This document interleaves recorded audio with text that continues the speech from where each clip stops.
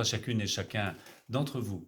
En ce dimanche 14 juin, nous fêtons le très saint sacrement du corps et du sang du Christ. Pendant tout le temps de confinement, nous avons beaucoup souffert les uns les autres de ne pas pouvoir nous retrouver pour célébrer ensemble l'Eucharistie.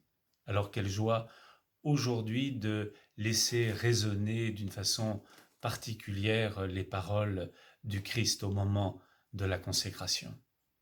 Et puis, accueillons aussi ces mots du cardinal Vanois, un grand exégète français, qui souligne que l'Eucharistie, c'est l'intériorité réciproque. En effet, d'une part, il y a les mots mêmes de Jésus, celui qui mange ma chair et boit mon sang demeure en moi et moi je demeure en lui. Et puis il y a aussi les mots de Saint Paul, c'est comme un cri. Je vis, mais ce n'est plus moi, c'est le Christ qui vit en moi. Oui, l'Eucharistie est un moment d'intériorité.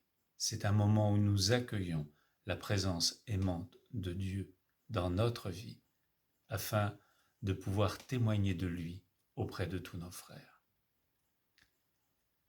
En ce dimanche, nous sommes invités à prier d'une manière toute particulière pour ceux qui vont communier pour la première fois. Et je pense d'une façon singulière à tel ou tel jeune de notre ensemble paroissial. Par ailleurs, nous portons toujours dans notre prière les catéchumènes de l'ensemble paroissial qui n'ont pas pu être baptisés lors de la vigile pascale et qui le seront au moment de la rentrée. De même, en septembre, nous organiserons un dimanche mémorial pour notre cher chanoine Daniel Sesboué. Il y aura bien entendu l'Eucharistie à 11h en l'église Notre-Dame de la Couture, puis un temps de partage fraternel. Et l'après-midi, nous aurons des témoignages de la famille, témoignages de paroissiens, témoignages de confrères, témoignages d'anciens séminaristes, de membres de l'Académie du Maine. Bref, tous ceux et celles qui pourront nous offrir un témoignage, une mise en perspective de la vie de notre cher chanoine Daniel Sesboué. Et puis, il y a aussi pour nous cette nouvelle, notre cher confrère, le père Albert, ainsi que nous l'avions annoncé au moment de son arrivée en septembre, le père Albert Kwon va retourner en Corée. Ce sera début juillet.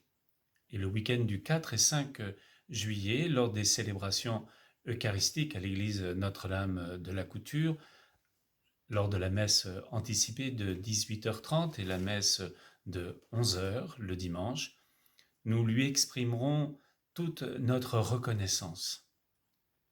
Il a été parmi nous quelques mois, mais quelle chance extraordinaire nous avons eue de pouvoir partager tant de choses avec lui. Alors nous aurons à cœur de venir prier avec lui, l'entourer de notre amitié et lui souhaiter tout ce qu'il y a de meilleur dans sa prochaine mission dans son diocèse en Corée.